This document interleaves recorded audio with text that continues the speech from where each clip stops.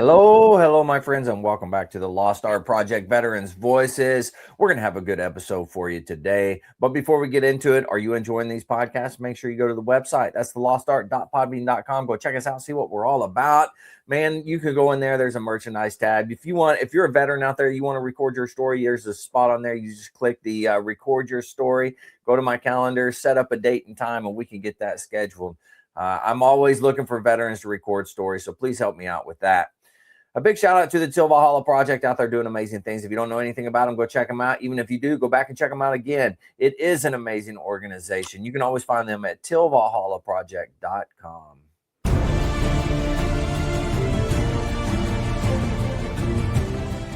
Are you a Marine veteran? Are you missing that bond you had on active duty? Then I have a place for you. Join the only congressionally chartered Marine Corps Veteran Service Organization, the Marine Corps League. Get that brother and sisterhood back in your life. Become one of the fewer, the prouder, a Marine Corps League member.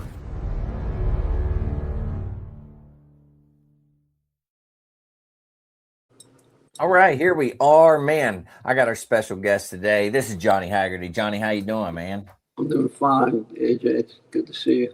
Yeah, absolutely. I'm kind of excited about you coming on, right? We're just going to have some discussions and we're going to talk about service animals. And I don't know, to me, that's exciting. I know service animals are out there doing fantastic things for veterans. And I think maybe the best thing is just kind of talk a little bit about you and your experience with service animals and kind of how you got involved with that. Well, I've always had you probably heard about the human-animal bond, which they're doing a lot of research now and finding it has great benefits for everything. Mm-hmm. Therapy, just companionship. Dogs, you can be trusted, Yeah. They're loyal. They're there for you. So as a kid, I've always had dogs. And growing up the way I did, a dog helped me comfort. And you know a little bit about my story. So I found peace, comfort, and safety with my dog as a kid. And then, the service time came, and then I came out, and life was a little bit different for me. I went through a lot of challenges, so I always had a dog. And dogs always provided me comfort, companionship, therapy. If I was sad, they were there. If I was upset, they were there. They were just always there. And I made sure they were with me everywhere I went. And as I learned a little more about PSD dogs and service dogs and alert dogs, I started getting a passion to train dogs. So right. I had a mentor, David Michael Sanders, who now is working in Ohio. He was my mentor for years, and he took me through a lot of steps with the service dog industry and training dogs. So I started taking online courses, attending different schools, workshops, and stuff. So my last dog, which you didn't get to meet, but you probably, you knew about him, was my Lucky Luciano, my Lucci. Right. That's his memorial back there. I got him as a pup at 6 weeks old when I lost Lulu. She was my dog for a long time, and she got very sick. And I think the hardest part is having to say goodbye to them when you don't. And right. I know that it's difficult when you lose a dog. Some people don't want to get another one because they can't bear the pain. Mm-hmm. Fortunate for me, for the way God works, he put Lucci in my path, and I got him at 6 weeks old. And the first day I picked him up, he was right up here. And dogs like to be by your face. Yeah. So I began to train him at 6 weeks old. The first night, I guess I was having a nightmare or such, and he was licking my face, woke me up, comforted me. And when he had to go to the restroom, he went right by the sliding door. First day, his house broken from day one. Holy cow. Yeah, so when you take a dog home, you do an introduction. So it's good practice, and this is what I do, and it seems to work very well. And I tell this to anybody that's going to bring a dog home, especially a puppy, you don't let it go in the house first. You stand by the door, and you let it know it's okay to come in. Then the first place you bring it is to where their potty area is going to be. and tell Oh, them okay. potty, let them sniff around for a while, and then invite them back in, and then do that in every room in the house, and let them Hmm. know that that's your house, that they can only go where you want them to go when you give them a command. So they learn Right. that. So some people don't like their dogs on the bed or the furniture, but it's Hmm. okay if you want them there. But let them know that they can come up when you say it's okay or when Right. it's not. So you got to get the dog training. Rottweilers especially, um, Hmm. they like to the alpha. Most dogs do. Yeah. So so with that said, I spent a lot of time with my dog, training every day, all Hmm. day, doing things, bonding and stuff. So the bond became very strong. And when I had the days where I was going through hoops, whether it would be at the VA or different programs, my Hmm. dog was always there. And because it was a service dog in training, I still had the legalities of taking him with me. Right. So he went everywhere. And when I say where we drove all over the place, went on planes, we went everywhere. We were never apart. So during my life, he just barely made his ninth birthday. But during that 9 years, he was with me through a lot of thick and thin stuff. Hmm. And I don't know if it's appropriate to share this, but I know there's a 22 a day thing out there, and people take their lives every day. I was Right. almost one of those statistics. And my dog is the one that put it in my face. That was like, I took a responsibility to care for you. What kind of buddy would I be if I checked out and didn't take care of you? So it gave me a responsibility and Yeah. something to do to to help me. So taking on a dog is a big responsibility. And when Absolutely. somebody Yeah. gets a service dog, the training is continuously. Hmm. Always you got to continue to train them. So there's a lot of programs out there. Patriot Paws is one of them, Hounds for Heroes, and these are based in Texas, but they're all over the country. Yeah. So if there's any veterans out there, um, I can submit a list to AJ, and AJ can post it up for you guys wherever you're at. They give service dogs for free. We got Patriot Paws will actually fly you. They have a place on their training foundation where you stay. It's your own little apartment, kitchen, and everything, Wow. and you get to stay there with your dog during the training. So yeah, so there's a lot of options out there, and it's a Hmm. great need. So having one is great. When the time comes, when you know their time is coming, that can be pretty difficult and challenging. Right. Um, I was put in a position where I had to make a decision. Um, so it was a hard thing for me. Hmm. You get very attached. A lot of people don't want to get another dog. I think that my dog up there says, "Hey, go save another dog. There's Yeah. another one that needs you." Well, he put Lucky Luca in my life the next day after we put him to rest. Hmm. Um, but I was lost. I was very lost. I didn't know what to do. I didn't want to stay home because I found myself in the morning looking, Lucci, he's not here, and Yeah. you get so used to it. Um, I became recluse. I couldn't go outside. I didn't want to be around people. I didn't want to go shopping in crowds because he was my buffer in crowds. He set a perimeter around me if people got too Hmm. close. Um, you know, and I found if I went to the grocery store, I was actually buying groceries. I wanted to get out of there so bad. I would leave my paid groceries there because my anxiety Oh, went up. wow. I couldn't be around the crowd of people. I didn't have that Hmm. support of my dog, and he Yeah. was my battle buddy. He was my pal. So I knew that I had him. So I had a responsibility to him and myself. Right. So that went on for a long time. And I believe I shared some of that with you personally. Mhm. So being depressed for a while was very difficult. Um, so everybody was kind of concerned what would happen to me when I lost him. And I Mhm. was too.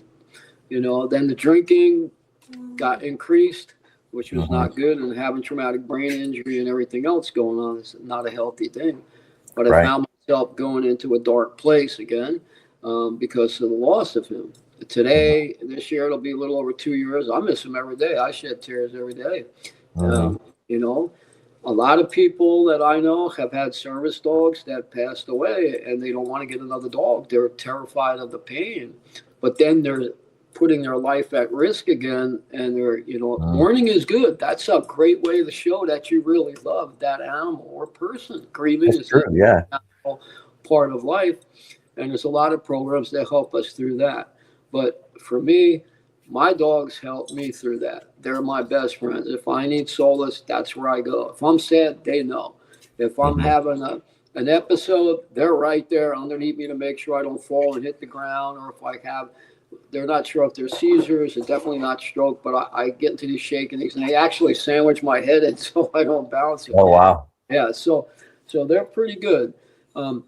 So now what I'm trying to do is I want to get the word out to everybody that has a service dog or is thinking about one, or they're not sure if they want to take on that responsibility or suffer the loss. But keep in mind, each breed has its own lifespan. Some are shorter than others, some have long ones, but that day will come and we have to prepare for that, It was a good way to send them off. I sent mine off with the flag and everything, had a whole funeral, and as you can see, I have his memorial back there with his flag and his ashes and everything, his little paw print. So the people that help you with that are really great for that. So I want to get the word out because I'm going to go and I'm trying to get my certification specifically to area service dogs. So that would be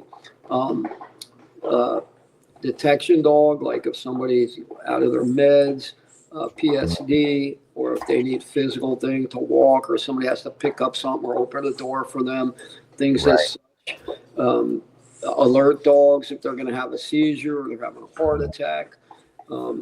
And it's also, so the thing that the public needs to know, and a lot of people don't know that, hey, this dog's running up to me, he's barking, and people run away. If it has a vest on or if it doesn't, that dog may be trying to tell you there's something. I just saw a thing on TV or YouTube yesterday. There was a kid locked in a car, and this dog nobody knew came running around and got a police officer and saved this kid in the car. So dogs are very smart. So, there's a twofold education. We as humans got to be educated in understanding the dogs and their needs, and dogs want us too, and they want to work. That's how they show appreciation. And the public also needs to know when you see somebody with a service dog and your dog is barking, don't throw your hands up and scream, because people get freaked out around dogs. Yeah, that's it. It's very true. Yeah, and dogs will react, and if a dog is born with a protective instinct, like a cane corso or a Rottweiler or such, and you train them, their natural instinct, they're going to bark and let you know. When you take dogs out in public, and I've had this happen, your dog barked, you got to leave. I'm like, no, I don't. The ADA says an unruly dog. A dog barked is giving somebody a warning that if you keep, like, I'll give you an example. I was in a restaurant one time, and this guy came running out of the back, where they served the food, and was like this close to my back and wailing his arms and screaming. So my dog just got up and barked, and he told me I got to leave. I said, well, you're lucky you're walking, because you came up behind me flailing your arms. He's doing his job. And, so you have to explain these to people. I just say, have a nice day, and I won't go there again. I probably should call a lawyer and sign a complaints against, because it's bad for the business when they say they accept dogs.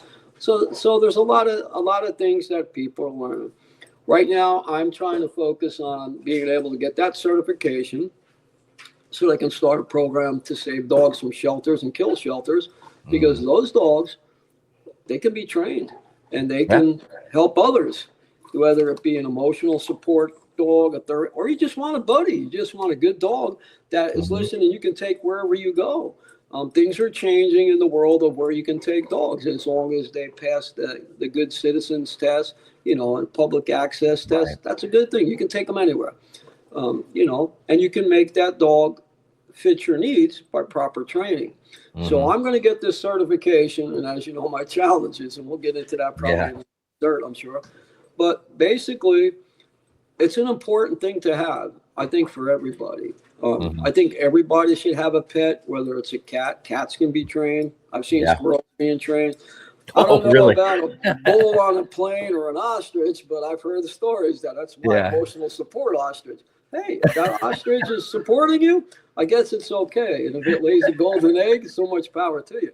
But I've seen some crazy stuff on planes. Yeah, people bring it. It's my emotional support owl. Okay, go Google.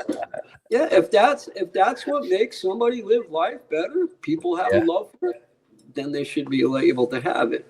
Hmm. Um, so if you're a veteran or anybody out there and you have a service dog or had one and you lost it, please go get another one.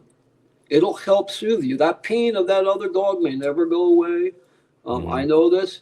Nobody will ever take the place, but just think your dog is probably living somewhere inside that other dog, because the one that I just got after Lucci passed away, miraculous name is Luca instead of Lucci, so I call him Lucky Luca, and he has a lot of traits that my dog has. Yeah. And Coco and him, they combine everything that Lucci was. So Yeah. it's a great combination. And, it's a good thing for me. And like I told you now, my depression is starting to go down a little bit, but I'm pulling Mhm. myself out. But say he's got a squeaky toy. Yeah. That's the kid. Squeak, come on, Dad, let's play. Saying, Dad, it's going to be okay. So they have different ways of getting your attention. If you're Hmm. sitting on the couch and they know you're feeling bad, they'll bounce around and bark in your face or nudge you or crawl. Yeah. So, Luca, when I have nightmares, they're right up on my chest looking at me to let Wow. me know. Because I wake up and I don't know where I'm at. I think Mhm. I'm where I used to be, but I wake up in a sense where I'm in my mind. I'm where that nightmare has taken me. I'm Right. reliving that trauma, and they're right there. And it takes a little, but they're right there. Oh, I'm home. I'm safe. I'm safe. And your dogs, they're rolling on you to give you that. Um, and there's a lot of grieving courses and people out there and groups that can help you through that process. But the best thing is there are dogs in those shelters that are 6 weeks old, 8 months old, that are like hours from being euthanized because they're overcrowded. Go Yeah. save that puppy. That puppy will save your life. You save a puppy, save a life. Mhm. Um, you That's know, yeah, I that's a good way of looking at it too. I see it all the time on Facebook that people tell me that they tell stories. I went there today and I saw this puppy. They said, you can have one puppy, but you can't have the mom. And they get the puppy and they turn around and they go, no, we're taking them both. We're not going to break them up because nobody likes older dogs, Mm. or there's dogs that have one eye because they've been shot. Yeah. There's a lot of things, and all them dogs want is love. And believe me, they will give you that love, and it will change your Yeah. life. It will make your life. And like I tell people, if you don't like dogs, there's my door. My dog comes first. So be wary about some people if they get jealous too. Especially if relationship and they see you. And I say this jokingly, but people can get jealous. You love that dog more than me. I said, yeah, and it doesn't give me a hard time and never tell me that either. You know. That's So good. yeah, so it takes you away from life stress. Um, and it helps guide you. It makes your life a lot better. I mean, it's made mine, even though I go on a roller coaster ride, but they're there. They're there. If they weren't here today, how many times thoughts have come in my mind, Mhm. and and then I see my friends taking their lives, and I keep reading about it. I'm like, when does this end? What do we Yeah. do? Did they have a pet then? There was just recently one guy, his dog passed away. He was a Mhm. Marine. And I posted that. And when his dog passed away, a couple of days, he couldn't take the loss. And I think it was 24 years old, you Oh, know? wow. So, and I know that feeling, but how do Mhm. we curb that? Bring somebody there with another dog, just, to be around. I know the loss, and another dog will. If you're a human being and you love dogs, you're going to warm up to another dog, even though you're hurting. But that dog's going Mhm. to feel you, and you're going to say, "Oh, this is my buddy." There's a good chance of survival. Yeah. I'm volunteering for a few suicide prevention programs, which I volunteer. I'm going to go through some training so I can understand things and hopefully help by my experiences. Mhm. Um, and try to help others with the service dogs. They're just a great way. Um, Now, how does like if somebody is thinking, okay, am I a good fit? Is this something that would be good for me? What are some ways that they can kind of, I guess, judge it and see if that's something that would fit? okay, well, so if say you go to one of the programs, if you're a veteran or a civilian, they have programs for both. Service dogs can run anywhere from 69,000 on up in the cost. So a lot of these organizations, they get funds from all over to be able to give these dogs to veterans. And then what they do is they will find a dog and they will see if it's a good fit for that veteran. They'll bring around different dogs and they'll find a fit for that dog. Usually, if they have a breeding program, they'll start it with the puppy, and looking at the puppy and making an assessment. Now, some dogs may not pass every level and might not make it a full service dog or a PSD dog or an alert dog. They might be better off as a therapy dog or an emotional support dog because they can't pass that level. But don't dismiss them. They're still great dogs. They still will provide what you need. But if you need like physical help, getting up because you can't bend over in your wheelchair, you drop your phone or your keys or a door open or medication, then. So what they do up here at Hounds for Heroes and in Patriot Paws, they have breeding programs. So they breed the puppies and then they match them up with a vet. And then a foster will take that puppy home, a trainer, and bring it up through the puppy stages to prepare it. And then when it's at the level, they match it up with a veteran. And then the veteran gets involved with the trainer and they keep training and they go through the program. And then when they graduate, they still go for training after that. They continue to go. So the best thing, if you don't have a program yet, you can go to any shelter or anywhere and find a dog. And the people there will help you, but you'll know the dog will pick you. The dog will pick you. The dogs will pick their owners. And you'll know if that dog's right for you. You'll just know because there'll be that connection. You can walk through a lot of dogs in a shelter and your heart will go out. Your heart will break. And it's hard. It's hard for me to walk because I just want to wrap them all up and take them home. Take them all with you. Yeah. But there's always that one dog that will just drag you in. Now, I had a friend years back.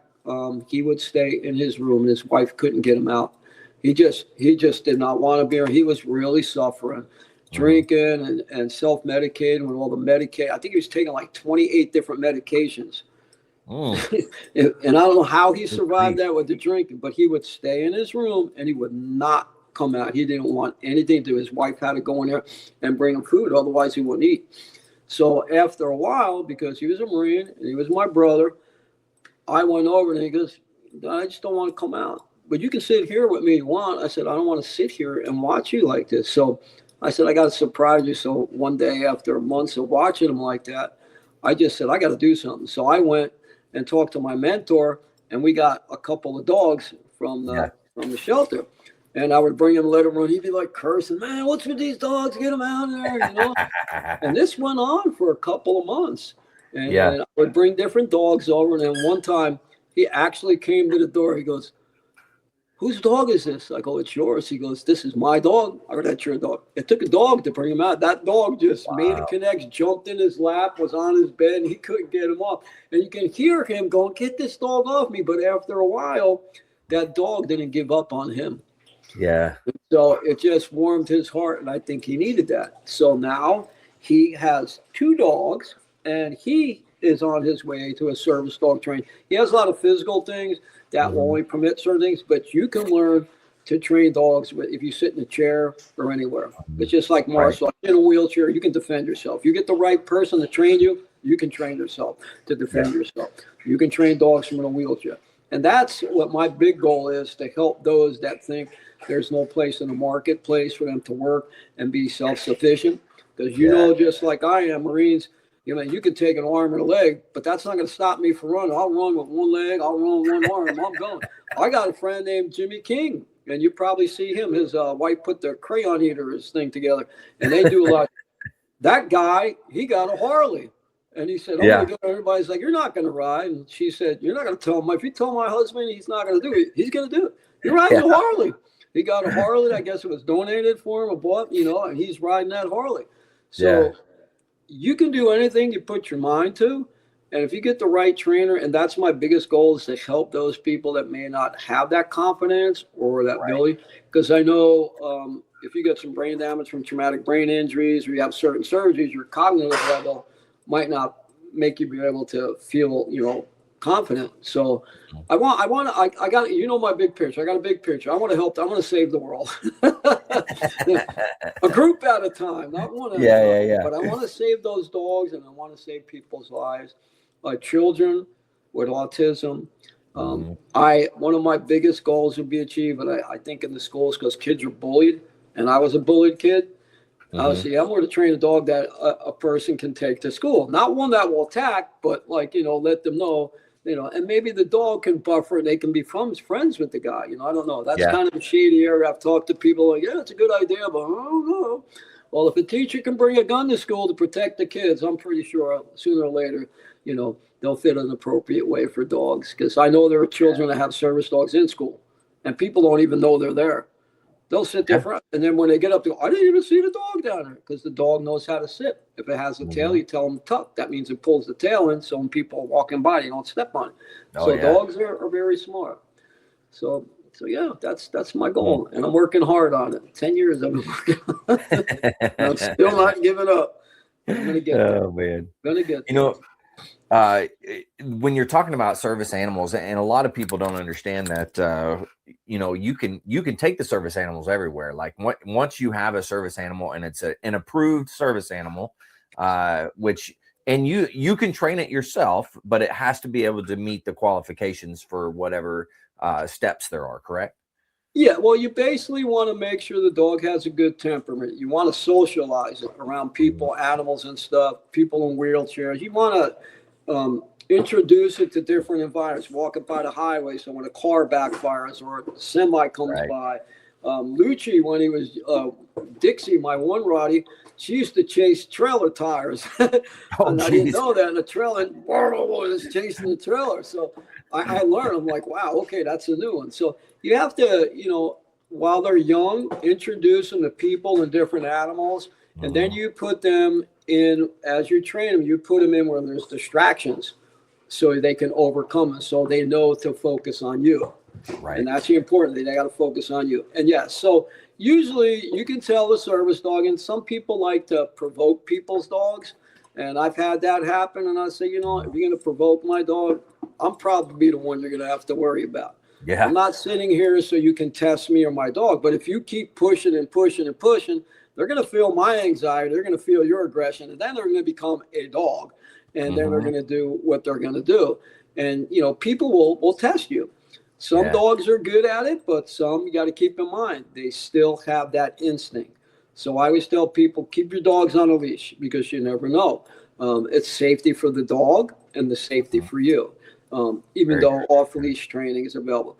So to back to your question, so like the good citizen test, the AKC has it, you get a cert in a puppy test, you know, just bringing them up for the basics and know that they can sit and stay when people are walking by, they don't jump on people, things like that, you know. So you socialize them, you're introducing them to things little by little as puppies, and then more intense things. If you really need a service dog and you're on a gun range, you start off with little pops before you bring the gun out. You know, you just slowly gradual so they get used to that, so they won't cower and run and scared and leave you or pull you down. So it all depends on the level you want to go. But today they have changed things where emotional support dog, and it doesn't have to be trained. But the thing is, if you have it trained in all its manners and social, it's better off for you if you do go out in public and take it, then it reacts differently or knocks somebody over. So you want to be cautious with that. But yeah, there are some steps. And people, if they have their own dog, you can train your own dog now, no matter what age, you can start. There's plenty of things online that you can watch to help you through. There are courses online that you can pay for that actually put you in the national database, which makes, when you go to an airline, you can travel all over the world with your dog, and it's legit because it comes from an attorney's office, and they have, they have a list of things, and you can train your dogs in every level you have. You get your letters from the lawyers and the vets for whatever it is, and you actually have to do these courses, and they assess the dog, and you send your videos in. So if you want to do your own service dog at home, that's a good place to start. Yeah. I would recommend consulting with a dog trainer that specializes. If your dog needs basic obedience, definitely start that. But if you have a puppy, the day you get it, that's the day that the training starts. Not even if it's 6 weeks. They say 6 to 8 weeks is the time that you can take a puppy from the litter. But I've learned that between 60 and 8 weeks, those 2 weeks are the essential. That's where mom and the other puppies, that's how to learn how hard they can bite, because all the ones will yelp and stuff, certain things that they learn from there. If you get it at 6 weeks, you're going to have to, go through certain stages. But it depends on the breed.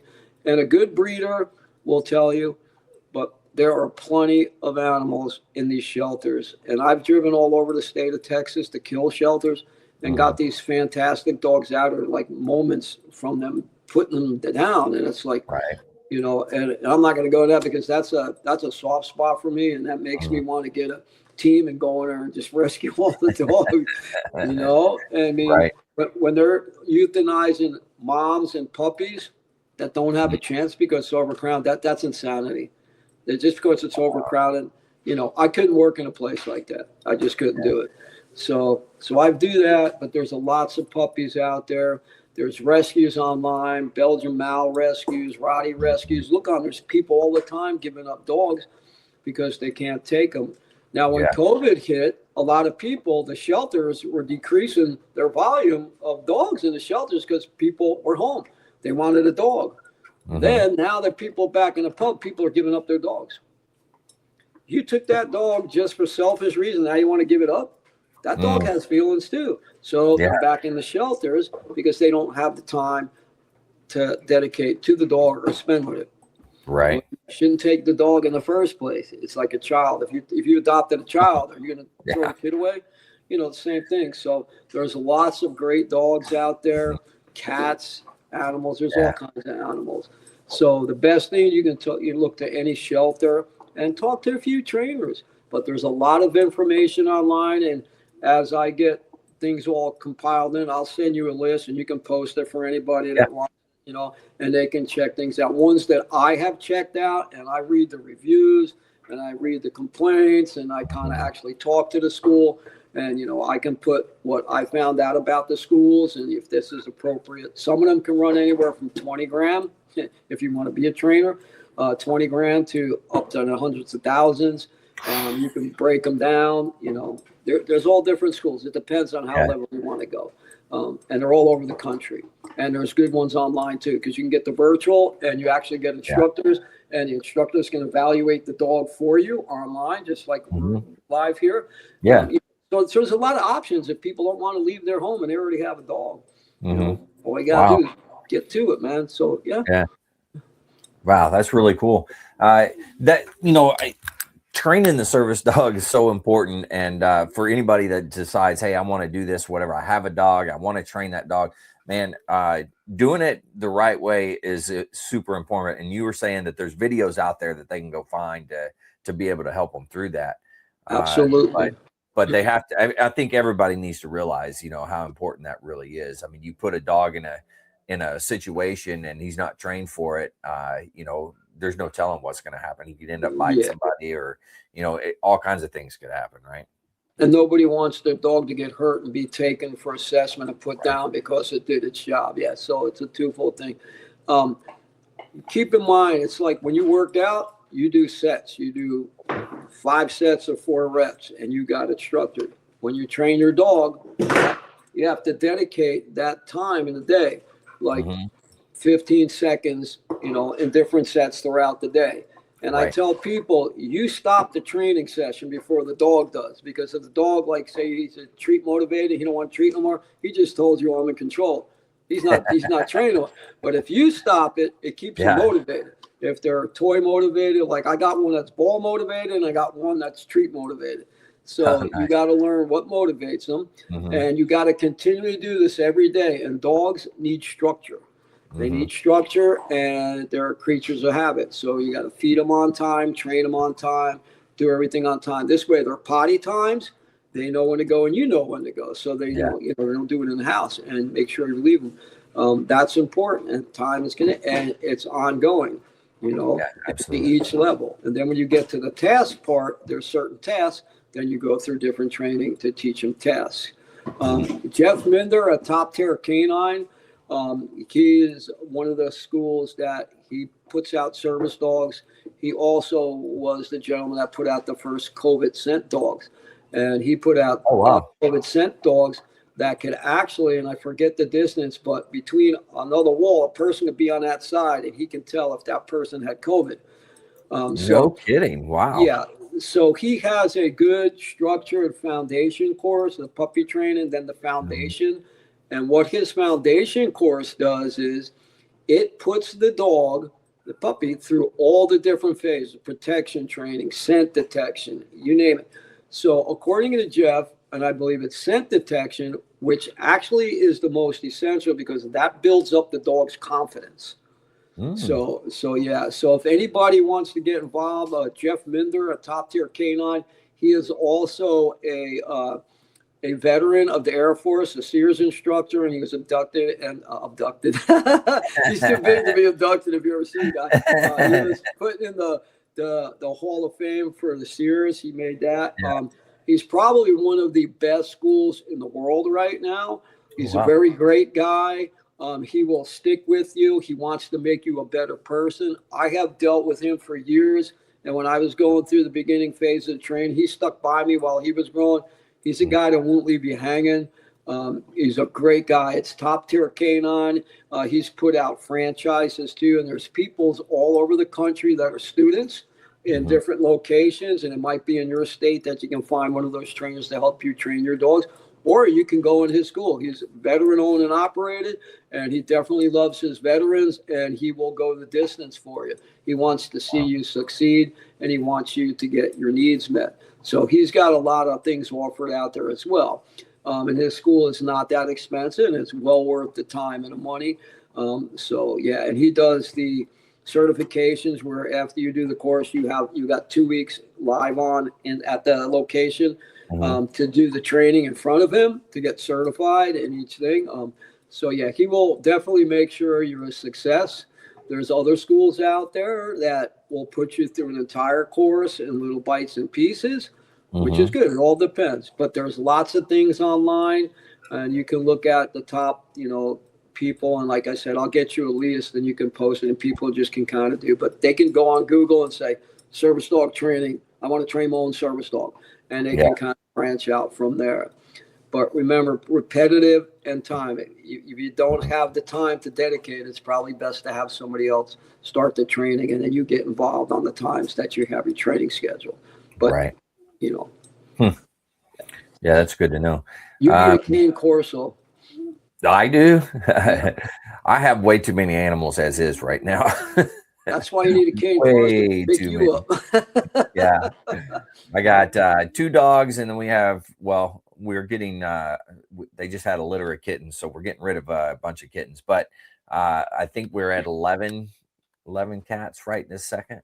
It's ridiculous. You got your own, you're like Dr. Doodle. You got your own farm there. Yeah. I got my own zoo, man. I'm telling you. Once you get a giraffe, you'll be all right. Then you won't have to stick your neck out anymore. Yeah.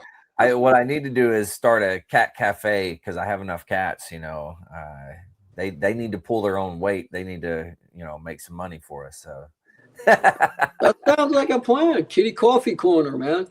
Yeah. Buy a cup of coffee, take home a kitten. Buy a cup of coffee, take home a kitten. I like that. I like it. Yeah. Well, shoot. Now we're going to kind of do a series of these things, into the future and looking at different things. What, as you kind of look forward, what are some things that you kind of want to address with everybody? Okay. So right now I'm working on, and I'm praying to God. I know a suitcase of money ain't going to fall down on me, but I know it's going to work out. When I actually go to the academy, I'm actually with your help, I'm going to do certs with it as long as I get the school's permission because they want us to do this because it enhances us and it also helps others out there. So we're going to do some sections on that too, on the training so they can actually see. And then if they decide they want to go to that academy or whatever, they have the insight. They have somebody here that they're actually watching. Hey, if he can do it, I can do it. Because if I can do it, anybody can do it. Hands-on training is the way I learn. I can do book training.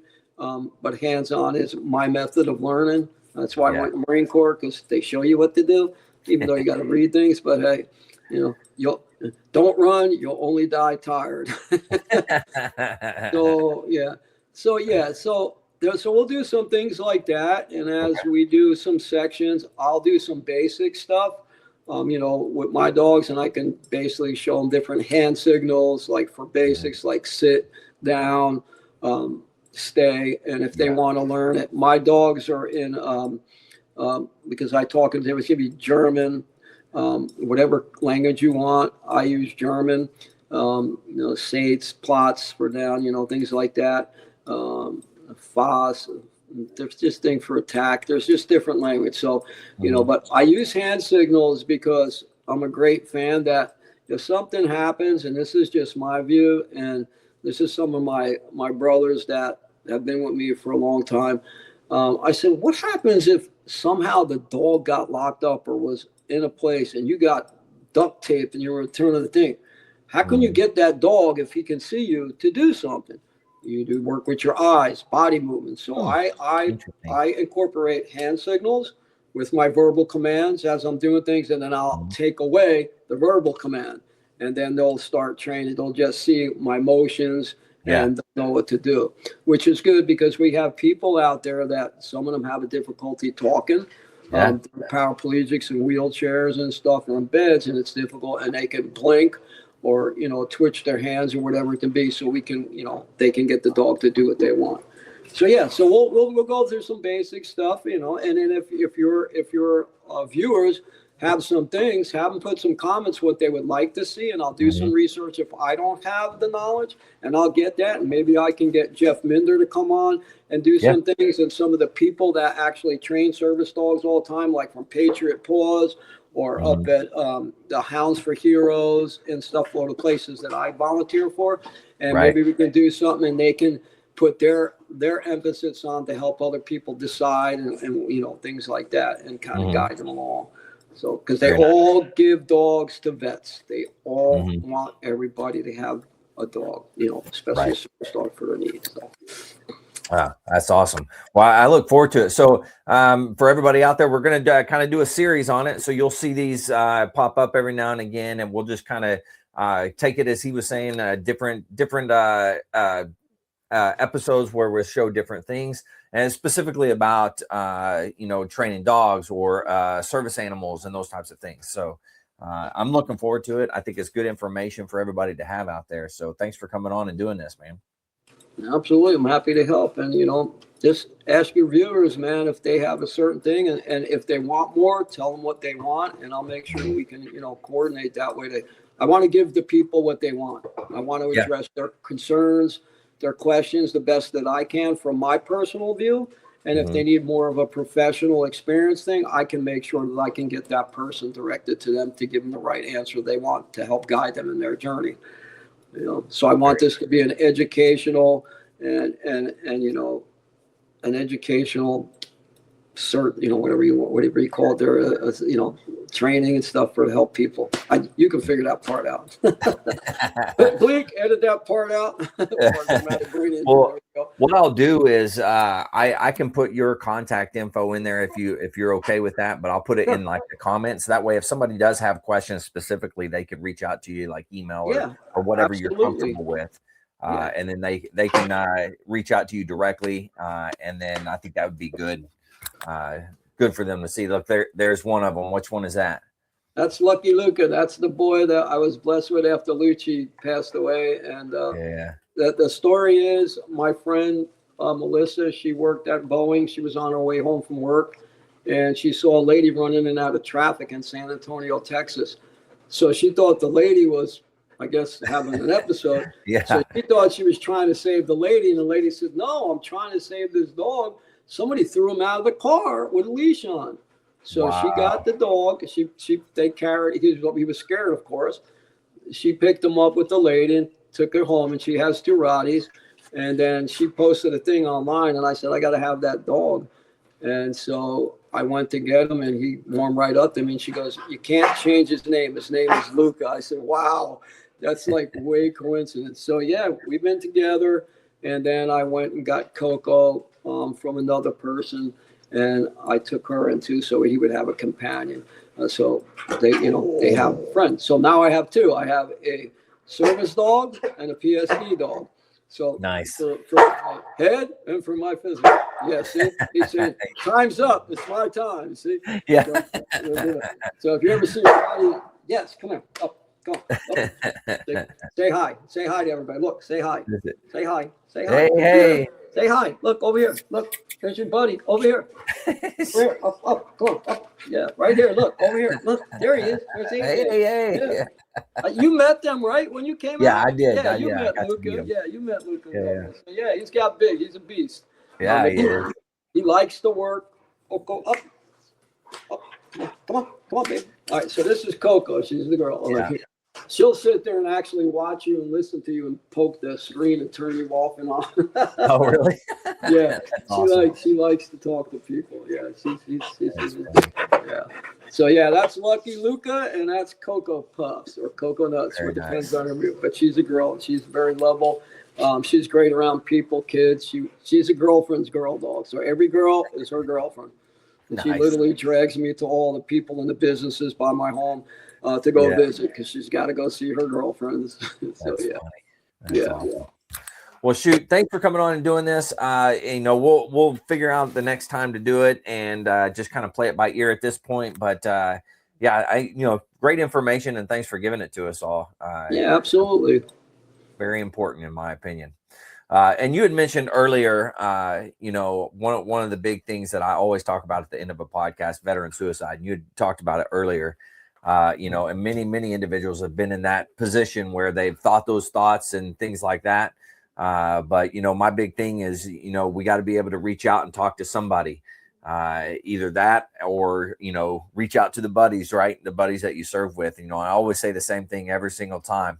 The VA does have good resources. You can always dial 988, press option 1. You can text 838-255 or go to veteranscrisisline.net. If you click on that, any of those options will put you in contact with somebody that can help you out. But remember, one veteran life lost is one too many. I care about you. I know Johnny cares about you. The whole veteran community cares about you. Please reach out for help. And just like we were saying, if you're out there and you got buddies that you served with, reach out to them, ask them how they're doing. If they need a helping hand, please give it to them.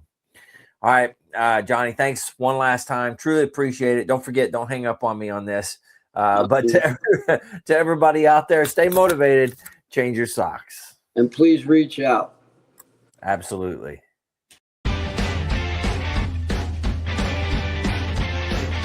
No more 22. Honor the journey and finish the fight.